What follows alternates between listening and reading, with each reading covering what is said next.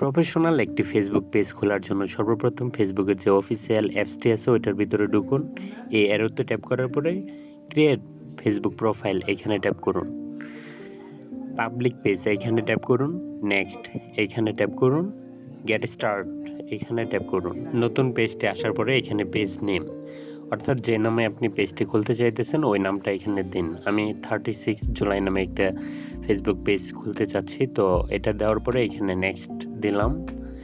এখানে পেজের ক্যাটাগরি দেওয়া লাগবে যে আপনি কি বিষয় নিয়ে কাজ করতেছেন। আমি দিলাম ডিজিটাল ক্রিয়েটর, তো ডিজিটাল ক্রিয়েটর দেওয়ার পরে ক্রিয়েট। এখন আমার ফেসবুক পেজটি খোলা হয়ে যাচ্ছে প্রায়। বায়োতে একটা সংক্ষিপ্ত বায়ু দিলাম, আমি আপনাদের দেখানোর সাথে আপনারা আপনাদের ইচ্ছা মতো দিতে পারবেন। নেক্সটে ট্যাপ করলাম, ট্যাপ করার পরে নেক্সট আবার পুনরায় নেক্সটে ট্যাপ করুন, ডান এখানে ট্যাপ করুন। এখানে ট্যাপ করার পরে আমাদের পেজটা মোটামুটি খোলা হয়ে গেছে, তবে মূল যে সেটিংসগুলো ওইগুলোই বাকি রয়ে গেছে, আর ওইগুলোর জন্য একটা পেজ ভাইরাল হয়। তো প্রথমে আমি আমার ফেসবুক পেজে একটা ইউটিউব লিঙ্ক অ্যাটাচ করব, এই জন্য আমার ইউটিউব চ্যানেলের লিঙ্কটা এখান থেকে কপি করে নিলাম। তো ক্রোমে আসবো, ক্রোমে আসার পর ফেসবুক সার্চ দিব। সার্চ দেওয়ার পরে ফেসবুকে আমার আগে থেকে লগ ইন করা ছিল, আপনারা লগ ইন করে নেবেন। লগ ইন করার পরে এটাকে মানে ফেসবুকটারে ডেস্কটপ মোডে আনবেন। আনার পরে ওই যে আইডিতে আপনার পেজটা খোলা আছে ওই আইডিতে ট্যাপ করুন। ট্যাপ করার পরে আপনার যে নতুন পেজটা আমরা মাত্র খুললাম ওইটা সিলেক্ট করলাম। সিলেক্ট করার পরে আমরা ভিতরে ঢুকতেছি। ঢুকার পরে নট নাও এইখানে ট্যাপ করব। তো আমি আপনাদের আরেকটু ক্লোজভাবে দেখিয়ে নিলাম। নট নাও এখানে ট্যাপ করার পরে আবার আমরা যে পেজটা খুললাম ওই পেজের প্রোফাইলে ঢুকবো। তো প্রোফাইলে ঢুকতেছি। ঢোকার পর দেখুন আমরা কোনো প্রোফাইল পিকচার আর কভার আপ দিই নেই ওইখান থেকে, কারণ ওইখানে আপ দিলে অনেক সময় ফুল রেজুলেশনটা থাকে না। এই জন্য আমি এই ক্রোম থেকে আপ দিচ্ছি, যেন যদি 4 MBর একটা পিকচার আপ দিই তাহলে এখানে 4 MB থাকবে। তো প্রথমে আমি একটা কভার সিলেক্ট করছি, যেটা আমি আগে থেকে নির্দিষ্ট করে রাখছিলাম। তো সিলেক্ট করার পরে সেভ চেঞ্জ এখানে ট্যাপ করব। ট্যাপ করার পরে এখন একটা প্রোফাইলও আমি আপ দিব। তো প্রোফাইল আইকনটাতে ট্যাপ করলাম। ট্যাপ করার পরে এখানে দেখুন আপলোড ফটোতে ট্যাপ করার পর আবার আমি গ্যালারিতে চলে যাব। গ্যালারিতে আগে আমি নির্দিষ্ট করে রেখেছি যে এটা প্রোফাইল পিকচারে দিব। তো ওই ছবিটাই আমি আবার এখানে সিলেক্ট করলাম। সিলেক্ট করার পরে ছবিটা আপ হচ্ছে, একটু সময় নেবে যেহেতু এখানে ফুল রেজুলেশন থাকবে। তো এখানে ডান ট্যাপ করে দিন, তাহলে আপনার প্রোফাইল এবং কভারটা আপলোড হয়ে গেল। এখনই আসতেছি মূল সেটিংসে, যা করলে আমরা এইচডি ভিডিও আপলোড দিতে পারবো একটা ফেসবুক পেজে।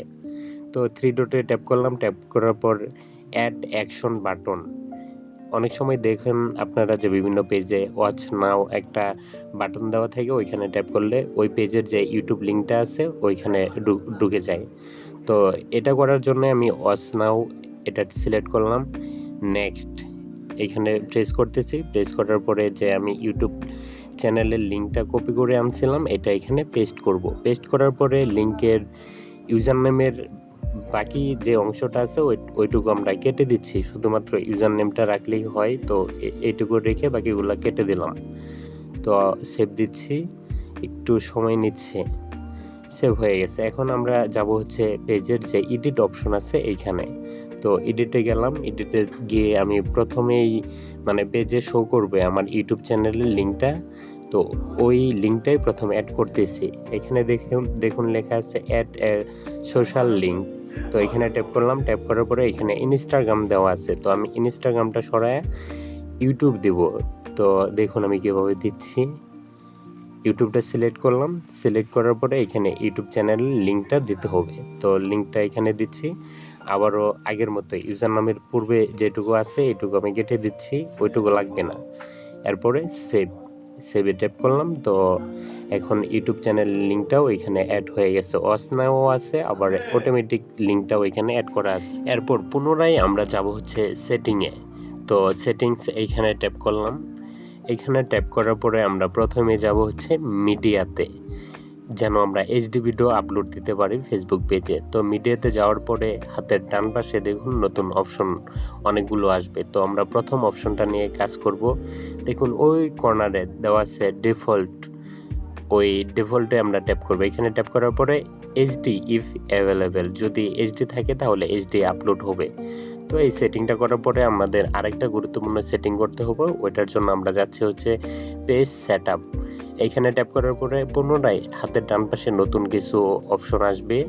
দেখুন এইখানে প্রতিটা পেজের একটা আলাদা ইউজার নেম থাকে। তো আমরা আমাদের পেজেরও একটা আলাদা ইউজার নেম দেব। এই জন্য এখানে ইউজার নেমের এখানে ট্যাপ করলাম। ট্যাপ করার পরে দেখুন অপশনটা আসছে। তো একই নামের ইউজার ২ টা হয় না পৃথিবীতে। তো অন্য আপনি যে নামে ইউজার নেমটা দিতে যাচ্ছেন এটা অন্য নামে মানে এই নামে পূর্বে থেকেই ইউজার নেম থাকতে পারে। যদি থাকে তাহলে সেটা হবে না।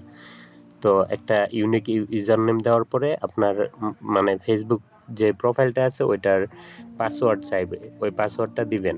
দেওয়ার পরে অটোমেটিক্যালি হয়ে যাবে। হওয়ার পরে মোটামুটি আমাদের সব সেটিংসই ঠিক হয়ে গেছে। এখন যদি আপনি চান এইচডি ভিডিও আপলোড দিতে তাহলে আপলোড দিতে পারবেন। দেখুন এখন আপনাদের দেখাচ্ছে যে আসলে পেজটা কেমন দেখাচ্ছে। একদম নতুন খুললাম। এইমাত্রই খুলছি এই পেজটা আপনাদের সামনে। এরকম দেখাইতেছে পেজটা। যদি কেউ ডেস্কটপ মোডে চালায় তাহলে এরকম দেখাবে আমাদের এই নতুন পেজটা। আর যদি কেউ মোবাইলের যে অফিসিয়াল ফেসবুক অ্যাপসটা আছে ওইটা দিয়ে চালায় তাহলে কিরকম দেখাবে ওইটাও আপনাদের একটু দেখাচ্ছি। একটু ওয়েট করুন। আমরা ফেসবুক পেজে ঢুকলাম। ঢোকার পরে দেখুন এরকম দেখাচ্ছে। আমি মাত্রই এই পেজটা খুললাম। এখানে দেখুন আর একটা ভিডিও দেখাচ্ছি আপনাদের আপ দেওয়ার পরে আমি এই ভিডিওটা আপ দিছি। আর এই ভিডিওটা একদম এইচডিতে এখানে আপ হয়েছে। কারণ ওই সেটিংগুলো আমরা ঠিক করছি। তো ভিডিওটি ভালো লাগলে লাইক, কমেন্ট, সাবস্ক্রাইব।